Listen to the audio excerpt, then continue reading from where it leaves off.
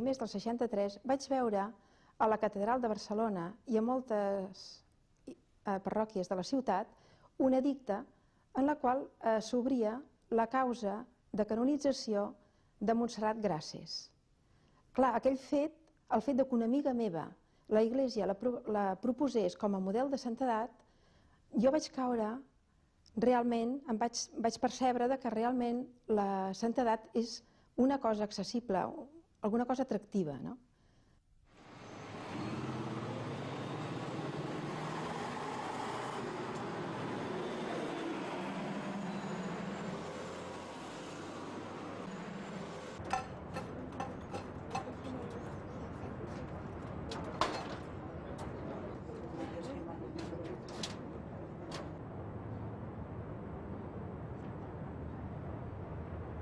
El 16 de juny de 1994 van ser retirades del cementiri de Montjuïc les restes mortals de Montserrat Grasses Garcia.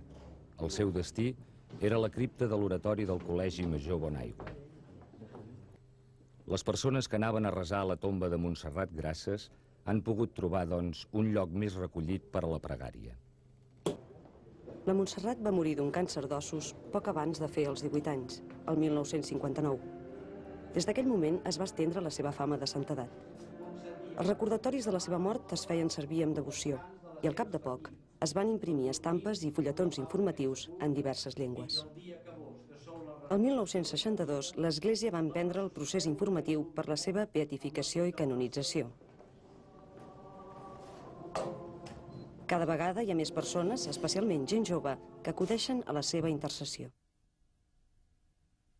Montserrat Grasses és la primera dona de l'Opus Dei que va camí dels altars.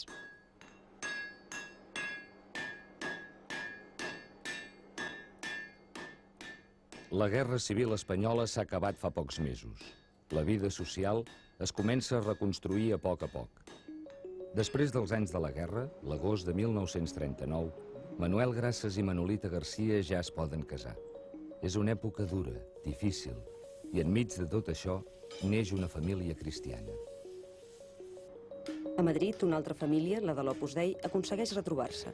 Són, si fa no fa, una dotzena d'homes que havien estat dispersats per l'enrenou de la guerra. Amb l'única base material d'una residència d'estudiants malmesa pels combats, reprenen la seva tasca apostòlica. Manuel i Manolita s'instal·len al número 183 del carrer París de Barcelona.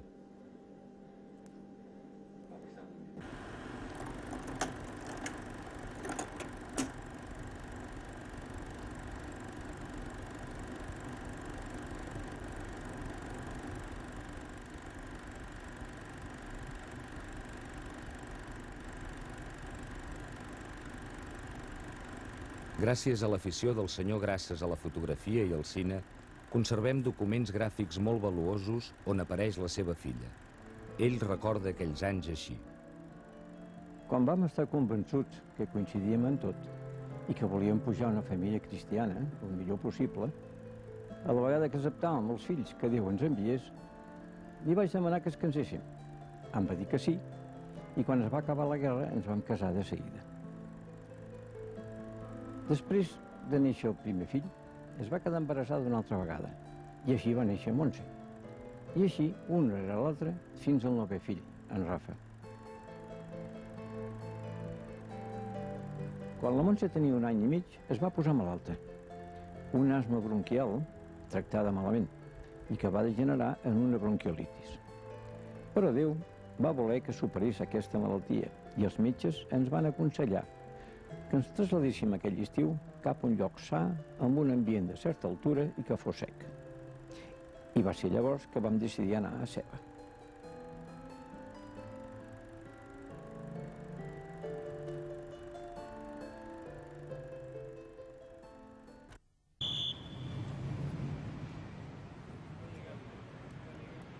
Montserrat Grasses Garcia va néixer a Barcelona el 10 de juliol de 1941. Era la segona de 9 germans. La casa dels Grasses era una llar cristiana, on els pares irradiaven al seu entorn de manera natural la fe que practicaven. Des de ben petita, la Montserrat va aprendre a resar abans d'anar a dormir aquesta oració senzilla. Déu meu, fes-nos bons a l'Enric i a mi. L'oració es va anar allargant com més creixia la família. Déu meu, fes-nos bons a l'Enric, al Jordi, a l'Ignasi, a la Pilar, a la Crucina, a la Maria Josep, a la Roser, al Rafel i a mi.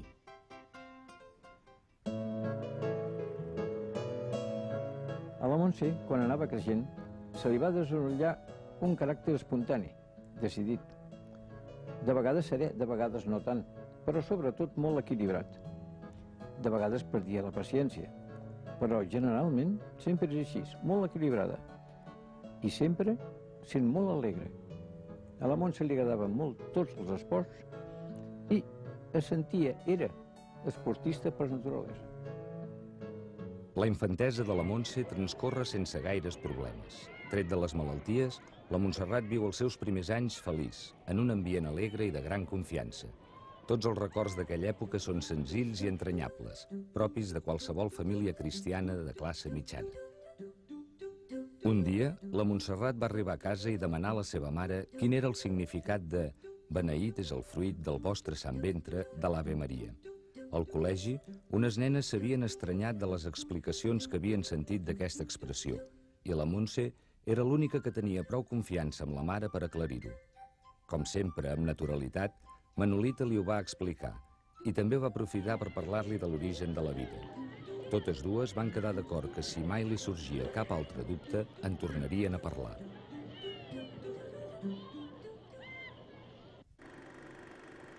La nostra educació amb ella va ser exactament igual que amb els altres, procurant fer les coses com a pares el millor possible. És clar, jo no feia res perquè la Montse fos santa, però sí que vam notar una millora en les seves qualitats, influïda segurament pel seu caràcter i també per la formació que després va anar rebent al centre de l'Opus Dei on anava. Perquè els sants no neixen ja sants, sinó que es van formant a poc a base de les seves lluites interiors, al llarg del temps. Són ells que volen ser sants i que poden arribar a ser-ho.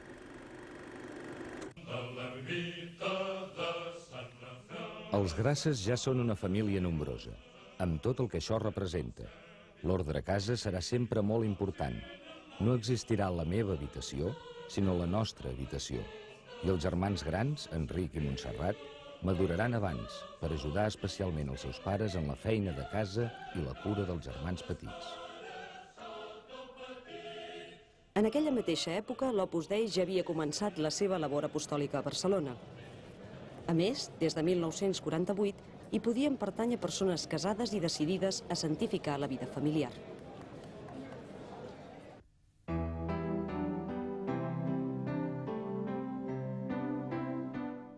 El 1946, la Montserrat comença la seva etapa escolar en el Col·legi de Jesús Maria de Sant Gervasi. 4 anys més tard, els seus pares es veuen obligats a matricular-la a l'internat del col·legi, ja que una de les germanes està malalta de poliomielitis i li cal tranquil·litat a casa. Els seus germans Enric i Jordi són internats al Col·legi La Salle. L'època escolar és una etapa molt feliç per la Montse. El seu caràcter alegre i vital li va facilitar trobar-se molt de gust a l'escola, fins i tot durant el curs que hi va passar com a interna. L'octubre del 51, els pares de la Montserrat decideixen enviar-la al col·legi del Nen Jesús, les Dames Negres. Era més a prop de casa i hi podia anar a peu. La nena va sentir força el canvi, no perquè es trobés a disgust a les Dames Negres, sinó perquè era molt feliç al Jesús Maria, però no va manifestar mai als seus pares que li dolgués aquest canvi. Així, començava a formar-se un tret important del seu caràcter. En acabar segon de batxillerat, la Montserrat obté excel·lent en música i formació familiar. En les altres assignatures, les notes oscil·len entre notable i aprovat, llevat de literatura, que haurà d'enllestir al setembre. A les matèries pròpies de l'escola, la Montse hi afegeix estudis de solfeig i piano, que aquell any acaba amb excel·lents i una distinció especial. Una activitat que promouen algunes professores del Nen Jesús entusiasma la Montserrat, la catequesi en una barriada de Barcelona. La Montse hi va molts diumenges amb joguines, llibres i llaminadures per a les nenes.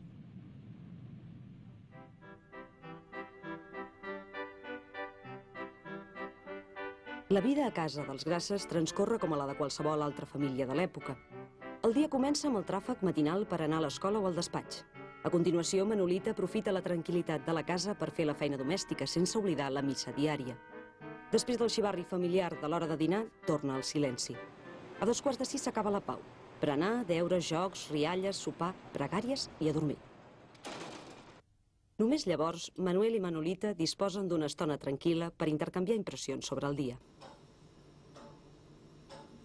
Durant aquella temporada, institueixen el que en diuen Consell Familiar, reunió on els germans grans i els pares enraonen sobre alguns aspectes del funcionament de la casa. Serà llavors quan es produirà la fallida del magatzem de maquinària d'en Manuel Grases. Aquesta crisi farà que la Manolita hagi d'estar-se de l'ajuda d'una persona per la feina de la casa. També es veuran obligats a vendre el cotxe. Van ser uns anys marcats per l'austeritat, però que van ensenyar als nens a valorar les coses en el seu punt just. Aquells anys, un grup de dones joves es trasllada a viure en un pis al carrer de Montaner, molt a prop de la plaça d'Adrià. És el naixement de Llar, un centre portat per dones de l'Opus Dei que oferia diverses activitats per a noies joves. Pepa Castelló, que viu a Itàlia des de fa molts anys, ens parla d'aquella època. Y era un pisito pequeño porque era al inicio, a los principios de Barcelona, ¿no? Y allí venían muchas chicas también para la formación espiritual que el Opus Dei da. Íbamos muchas chicas allá, que era un piso en la calle Montaner muy pequeño, y íbamos fundamentalmente a recibir medios de formación que daba el Opus Dei allí. Como era un sitio muy pequeño, pues las pocas habitaciones que existían siempre estaban llenísimas, el oratorio se usaba para muchas actividades, meditaciones, distintos grupos. Els inicis de Llar no són fàcils, i aquestes dones que comencen la labor de l'Opus Dei a Barcelona passen moltes estretors, si bé les noies que hi van no s'adonen de totes les dificultats. Què els inconvenia més? I a la sorpresa meva va dir, home, ens aniria més bé un lot d'aquests de Nadal, no? Ah, doncs molt bé. Diu, però anem a comprar juntes. Llavors vam anar a comprar-lo,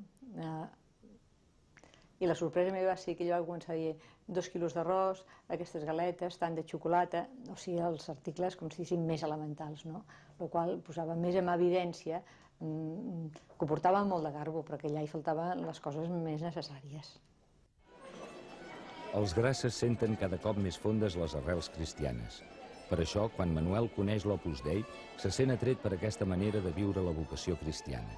Al cap de poc, Manuel Grases demana l'admissió com a membre supernumerari d'aquesta institució de l'Església. El que Manuel explica a la seva dona fa que Manolita decideixi conèixer algunes dones de l'Opus Dei i assistir a un recés espiritual. Més tard, també Manolita sol·licitarà formar part de l'obra.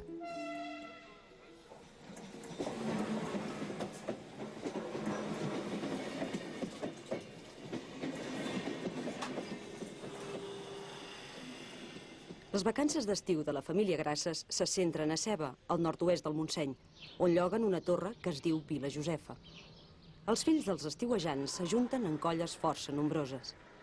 L'amistat que feien era ferma i es mantenia d'un any per l'altre. La Montserrat era una més de la colla de Seva. Montse era una noia simpàtica, era una noia agradable, era una noia molt bonica, tenia una cara amb unes faccions molt atractives i al mateix temps era atractiva per si mateixa. Els llargs estius a Seva són per la Montse temps per fer esport, anar d'excursió per les muntanyes dels voltants, participar en jocs i viure altres petites aventures d'infantesa i adolescència. I la primera vegada que jo vaig pujar a Matagalls va ser amb la Montse, que també era la primera vegada que pujava amb els seus pares, i vam pujar per la ple que se celebra i segueix celebrant el segon diumenge de juliol. I llavors ens va fer molta il·lusió perquè era una excursió molt forta, tenien que sortir caminant des de Seva, eren 4 hores, i llavors ens feien veure que no ens cansaven gens, per el que fan sempre els petits a les excursions, perquè ens volguessin. Cada dia, tota la colla es troben a l'església per la missa de les 8 del matí. Després, durant el que en diuen de broma la sobremissa, planifiquen el que faran aquell dia. De vegades, com a la festa major de Seva, la diversió passa per les sardanes que li agraden tant de ballar a la Montserrat. Però potser un dels atractius més forts és la gran companyia titular de teatre de Seva, formada pels fills dels estiuejants i que representava obres a benefici de la parròquia. A començaments del curs 54-55, Manolita decideix portar la seva filla Montserrat a Llar. La Montse té 13 anys i és el primer cop que hi va. Aquell dia ho va passar molt bé i quan la mare se'n va anar, ella es va quedar a ajudar a penjar uns quadres. Así empezó a venir Montse, ¿no? Cuando se marchó, pero ese día, después me llamó su madre, porque era muy contenta, porque era vuelto de Llar muy contenta, ¿no? Y me llamó diciéndome, dándome esta noticia, ¿no? Que Montse estaba muy contenta de la cosa. A partir d'aleshores va continuar anant per Llar, sobretot els dissabtes. Allà sent parlar de santificar l'estudi, d'amor a la Mare de Déu, d'oració i apostolat, de virtuts humanes. Així, el seu cor s'omple d'ideals nobles i elevats i d'amor als altres. També coneix moltes noies de la seva edat, amb les quals coincideix en gustos i aficions. A ella li agradava molt el deport, a mi també. A ella li agradava un tipus de deport, a mi un altre. A vegades inclús ella deia que era més bonic el que feia ella. I amb aquest tipus de conversa em va agradar fer-me amiga d'ella. Ella era molt espontània, molt gènit, amb una manera de ser molt oberta, i jo crec que congeniàvem molt bé. I llavors sempre, quan anava a casa seva, em parlava del deport i disfrutàvem, ens ho passàvem bé. Jo crec que és una amiga que es pot dir que ens ho passàvem bé. Als pocs mesos de començar a jugar en un equip de tennis, li va ser diagnosticada una malaltia del duodè que l'obligà a deixar aquest esport. Una altra vegada, els seus desitjos es veien incomplerts i un cop més, ni un mot de queixa. Una de les notícies que va alegrar més la Montserrat fou la decisió del seu germà Enric de ser sacerdot. Una amiga seva, Anna Maria Soriol, que ja és morta, recordava sempre com parlava la Montse del seu germà amb afecte i admiració i com, en comunicar-li a ella la notícia, li va donar una abraçada i li van saltar les llàgrimes d'alegria. Al novembre de 1956, la Montserrat va decidir assistir a un curs de recés a Castelldaura, un centre de recessos i convivències de l'Opus Dei que és a Premià de Dalt. Ja li havien proposat altres vegades que hi anés, però fins llavors ho havia refusat. Per a la Montserrat, aquesta experiència va ser un fort impuls espiritual. Me decía, reza, un acordado pidiendo a la Virgen que venga fulanita a la meditación, o reza al custodio para que venga pronto el tranvía. O sea, a mí me llamó la atención que recurría a medios sobrenaturales con muchísima frecuencia. A mí siempre me quedaba sorprendida diciendo, ay, es verdad, tienes razón, vamos a rezar. A poc va sentir més de prop la labor de l'obra fins al punt que les seves amigues li preguntaven si no tindria vocació, però ella sempre deia que no. L'any següent, amb 16 anys, la Montserrat va anar al seu segon curs de recés. En arribar a Castelldaura, ella i Anna Maria Soriol, entre rialles, es dediquen a fer vots damunt dels llits per veure quin és més tou. El resultat va ser un llit trencat. De totes maneres, durant aquests dies d'oració, la Montserrat intueix que Déu potser espera alguna cosa més d'ella. La Montse ja no era una nena que reaccionés de manera irreflexiva davant els problemes amb què es trobava. Era una persona que començava a veure en els altres ànimes a qui comprendre. La meva situació i la meva actitud era en contra de l'Opus Dei i em vaig dedicar durant els primers moments a posar a prova a la Montse posant-li realment una comunicació ofensiva. I ella em va contestar sempre a mi, no a la defensiva, sinó comprenent les meves preguntes, les comprenia molt bé, somreia, les deixava passar i més encara em feia preguntes per veure si a través de les preguntes jo em podia aclarir. O sigui que ella el que em va ajudar molt és aclarir-me a mi mateix.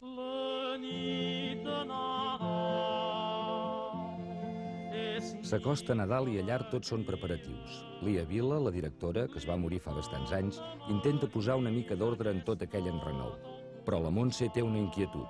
Sap que tota vocació suposa abandonar-se a les mans de Déu i que aquesta decisió generosa ha d'anar acompanyada de l'oració pròpia i de la dels altres. Així ho comentava amb alguna de les amigues més íntimes. La Montserrat va decidir dedicar la seva vida a Déu en l'Opus Dei. Era el dia de Nadal de 1957 quan escrivia una carta a Monsenyor Escrivà de Balaguer sol·licitant la seva admissió com a numerària de l'Opus Dei. La vigília havia estat parlant amb Pepa Castelló mentre l'acompanyava a comprar figures pel pessebre. porque yo antes hice rezar mucho a todas las personas, para que se decidiese, porque verdaderamente ya eran 3 años que se estaba formando y que estaba siguiendo todo un plan de vida y que se estaba empeñando verdaderamente en hacer apostolado y en crecer más en amor de Dios, ¿no? Y entonces, ese día, dijimos, hoy es el día que, ¿no? Y así fue, ¿no? Cuando volvimos de comprar todas las figuritas, de ponerlas, llegamos y entró allá a Lía, que era la directora, ¿no? Y le pidió que quería ser de la obra, ¿no? Aquell Nadal va ser el més joiós de la seva vida. Per Nadal, quan Déu se'ns lliura per amor, ella s'havia rendit lliurement també per amor a Déu. Quan els seus pares li van dir que ells també eren de l'Opus Dei, la Montserrat es va endur una alegria encara més gran. Els pares abans no li havien dit res per no interferir ni pressionar-la en una decisió tan personal i transcendent. La vida prosseguia al seu ritme normal.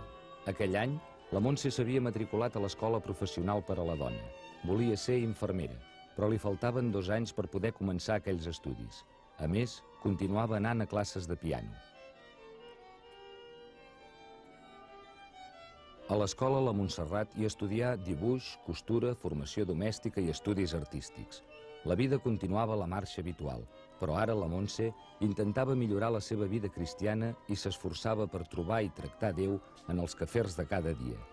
Vol aprofitar els deures habituals i les coses petites de cada jornada per mantenir un diàleg continuat amb el Senyor, buscant noves ocasions de manifestar que creu i que estima.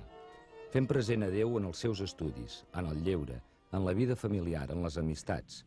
Com deia el fundador de l'Opus Dei, si sabem respondre a la crida de Déu, la nostra vida és al mateix temps ordinària i extraordinària, perquè el gran miracle, la gran cosa extraordinària, és la nostra vida ordinària. Tota aquesta primera època de la seva vocació pot resumir-se en un sol mot: felicitat. Felicitat plena en la seva vocació tot just encetada i viscuda intensament. Amb 16 anys, la vida per a la Montserrat és plena d'il·lusió i de projectes. Existeix la possibilitat d'anar a París a col·laborar amb la naixent labor de l'Opus Dei a França. Pel febrer, la Montse escriu al fundador de l'Opus Dei: «No es pot imaginar, pare, com n'estic de contentíssima i si n'arribo a ser de feliç». Pel gener de 1958, la Montserrat té uns dolors a la cama esquerra, però no hi dona gaire importància i els atribueix algun cop en una excursió a la neu. Aquestes molèsties aniran creixent, fins al punt que els pares decideixen dur-la al metge. Comencen llavors un seguit de visites a metges, provant diversos tractaments per intentar determinar el motiu dels dolors. Però la Montse no millora amb cap dels tractaments que li proven. Ni la Montse ni els seus pares s'adonen encara de l'abast de la malaltia. Continua anant a classes a l'Escola Professional per a la Dona, i a llar. I per Setmana Santa, tota la família viatja a Seva.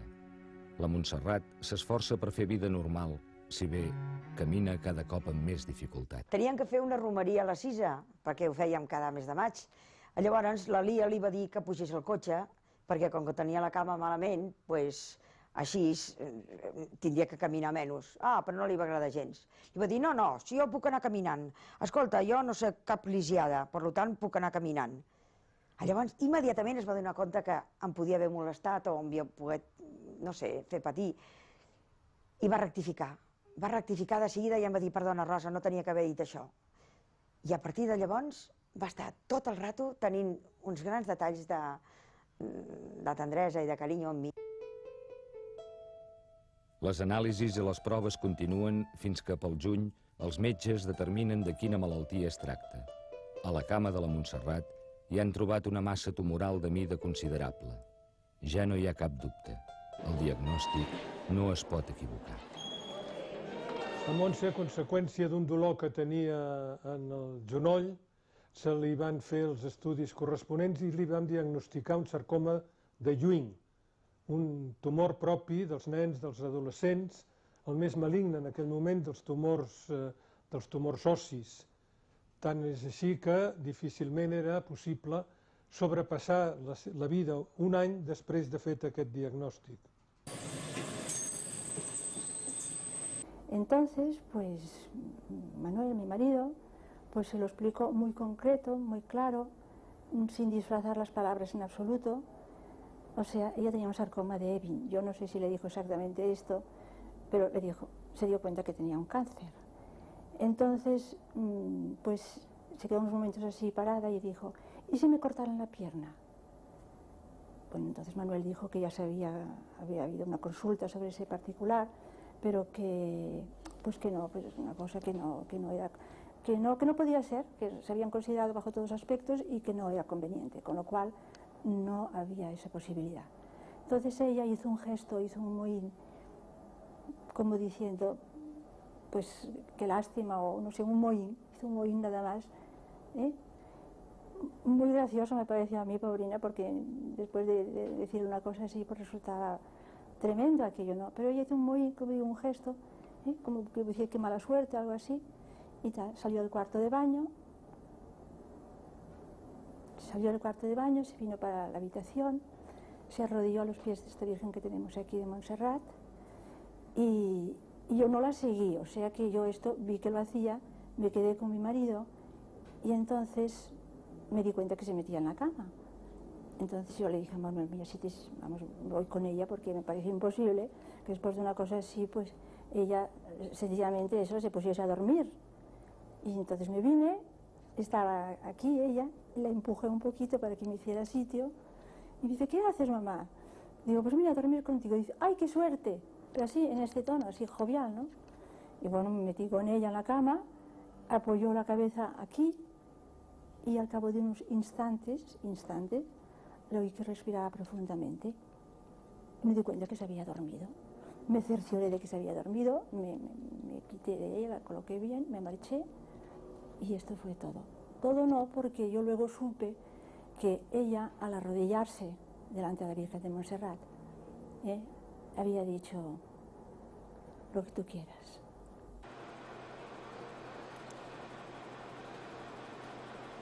Llavors aquest dia d'estiu, quan ella va arribar, jo recordo senzillament, no sé si vaig ser jo la que va obrir la porta o estava a prop del vestíbul. Llavors va dir, Lia, quan puguis, doncs vull parlar un moment amb tu. I ella estava ocupada amb altres persones, va dir, sí, pues ja et cridaré. Vam estar, doncs, com sempre, fèiem diferents coses, no recordo exactament si vam estar planxant coses d'oratori, si vam estar... fèiem encàrrecs per la casa, no? Llavors cap al migdia, quan la Lia la va cridar, diu, Montse, que em volies veure, no? Llavors sí, Lia diu, és que ahir els meus pares ja em van dir quina malaltia tenia. I a mi això sí que em va impressionar. Com és possible que aquesta criatura no hagi arribat dient, escolta, mira, que és que els meus pares ja m'han dit que tinc un càncer. No, amb tota naturalitat i amb tota serenitat, resulta que va arribar dient, quan tinguis un rato et voldria veure, no? Durant el mes de juliol es va sotmetre a 30 sessions de radioteràpia. La Montserrat era conscient del que el Senyor li demanava. Per poder estar més tranquil·la, va decidir deixar de pregar per la seva salut i va començar a demanar que es fes la voluntat de Déu. Fou com un segon acte de lliurament i d'amor a Déu. L'acceptació del dolor li proporciona una gran serenor i maduresa en el seu comportament. Aquell estiu va anar per última vegada a Seva i va fer allà el mateix que els altres estius. Fins i tot va participar en la tradicional obra de teatre que la colla representava a benefici de la parròquia, tot i que els seus amics s'adonaven que aquell seria, probablement, el seu darrer estiu. Yo, eso sí que me acuerdo que por la fiesta mayor del verano antes subí con Montse al campanario el día de la fiesta mayor para ver las sardanas desde allá, que nos gustaba mucho, y estuvimos en silencio todo el rato. O sea, yo también pensaba que quizá era la última vez, o sea, que subía en tal ocasión, y bueno, ella no dijo nada, ni yo tampoco. De retorn a Barcelona, la Montse es torna a matricular a l'Escola Professional per la Dona, en un curs que sabia que no podria acabar.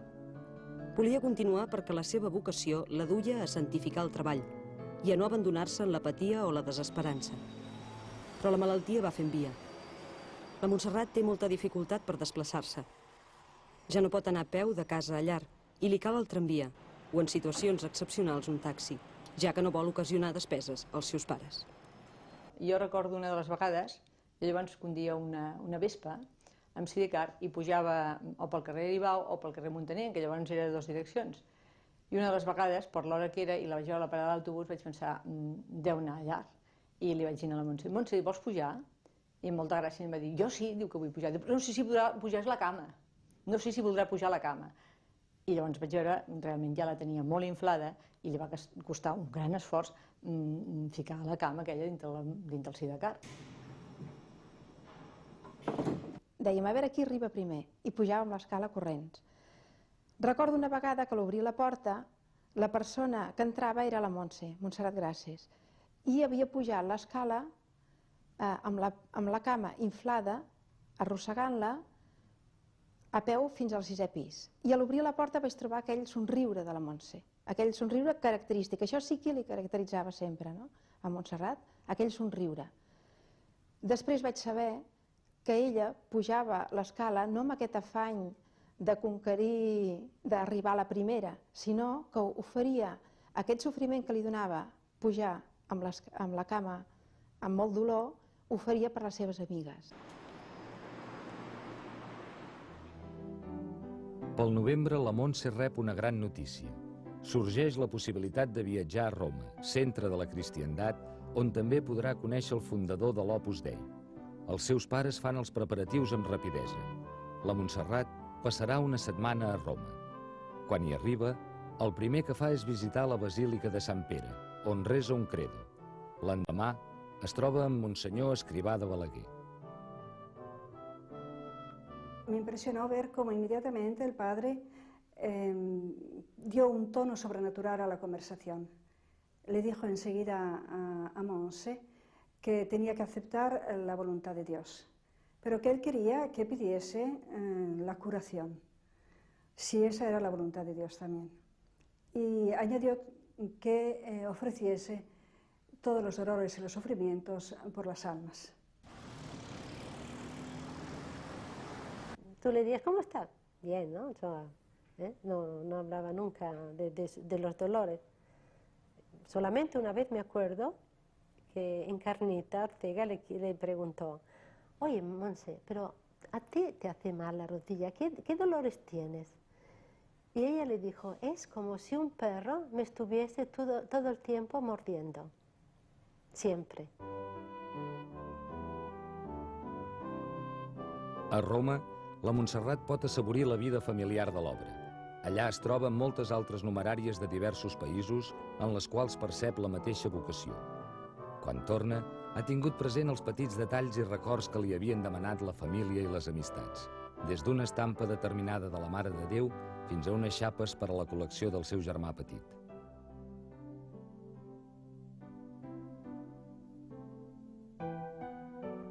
A mi m'acabaven de dir, amb aquesta estància que ella va estar a Roma, m'acabaven de dir que la Montse tenia un càncer, ja la meva naturalitat es va acabar. A l'obrir la porta li vaig mirar de seguida la cama, ella es va donar compte de seguida que jo ja sabia alguna cosa, i va voler treure ferro, em va parlar molt amablement, i de seguida em va dir, a l'entrar, vols acompanyar a saludar el senyor? Jo estava una miqueta despistada i dic, bueno, aquí només està la Lia amb una amiga i estic jo, però no hi ha cap senyor. Llavors em va explicar que hi havia uns oratoris en què allí saludava el senyor i que li dèiem així. Pel desembre, la Montse gairebé ja no es pot moure. Les seves sortides al carrer són cada cop més esporàdiques. Els dolors són molt intensos, però rebutja els calmants, malgrat que sent horror davant del sofriment. Els calmants la deixen molt migrada de capacitats i ella vol estar conscient per poder parlar de Déu a les seves amigues.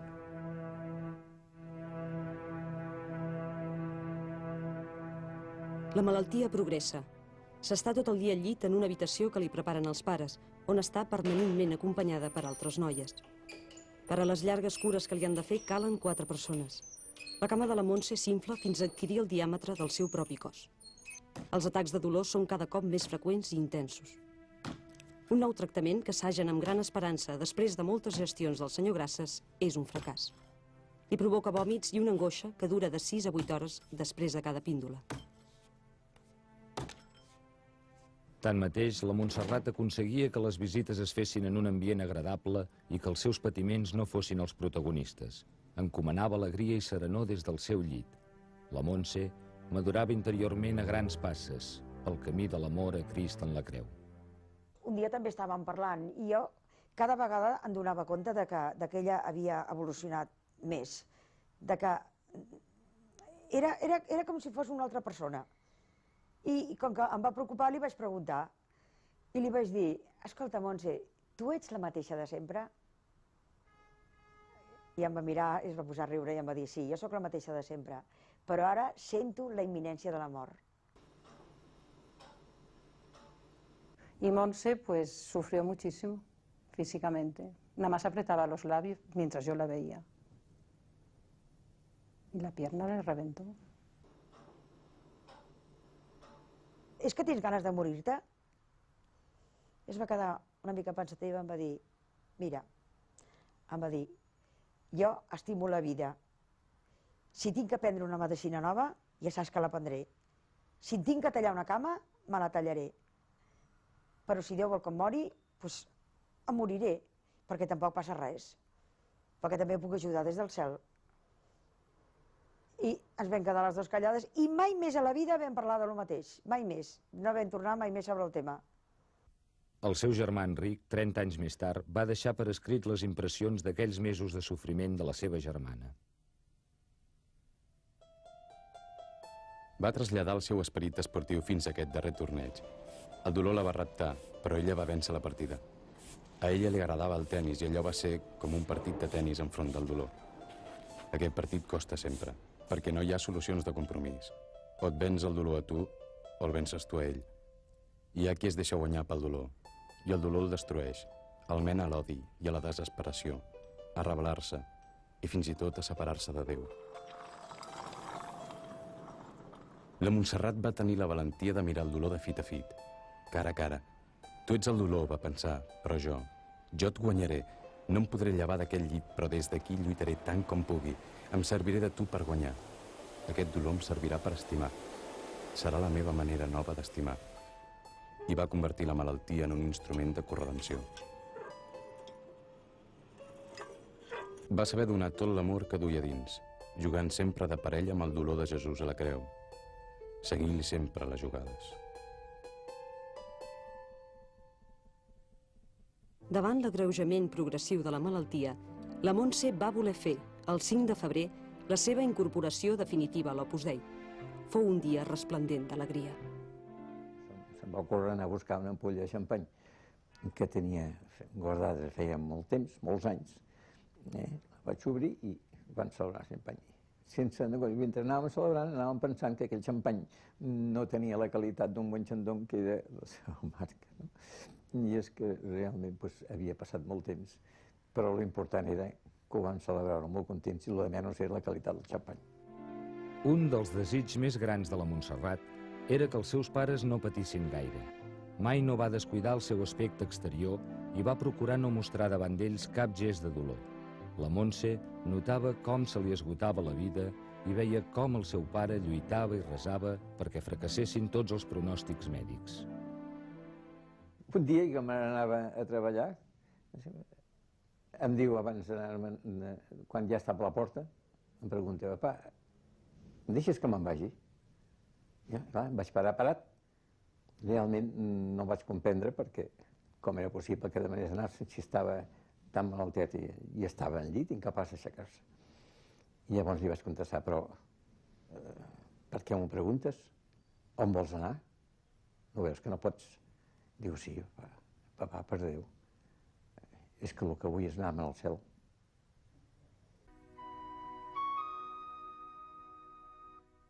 L'Eucaristia, la confessió, el sacrament de l'alegria i la vida de pietat són les claus fonamentals per entendre l'arrel última del somriure de la Montserrat. El 8 de març de 1959 rep la unció dels malalts. Que ella quería saber cómo se iba a morir. Digo, pues de repente, pues te encontrarás en el cielo.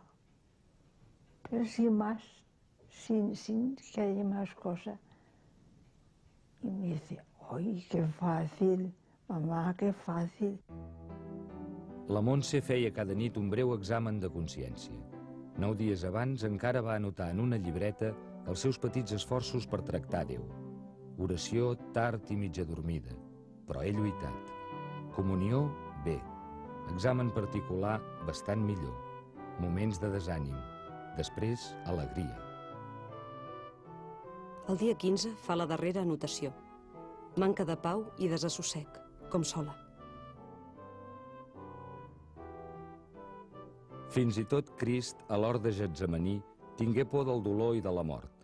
La Montserrat va confiar a Elia moltes de les seves fosques pors, de la mort, del taüt, de no anar al cel. I el record de Jesús a Getsemaní la va ajudar a guanyar en la lluita interior. Aquests últims dies, amb naturalitat, molts amics hi anaven per acomiadar-se'n. I en un moment determinat jo li vaig dir: Montse, com estàs? És una tonteria preguntar-li això, com ja sabia com estava. I ell em va dir amb tota naturalitat: bueno, si no fos per lo de la cama, lo de més estic normal. A mi aquesta contestació em va frapar moltíssim. La despedida va ser una despedida de dos amics muntanyencs, en el qual sempre hi havia una manera de despedir-se: adéu-siau. Jo li vaig dir: adéu-siau, Montse. I ell em va dir: a reveure, Jordi.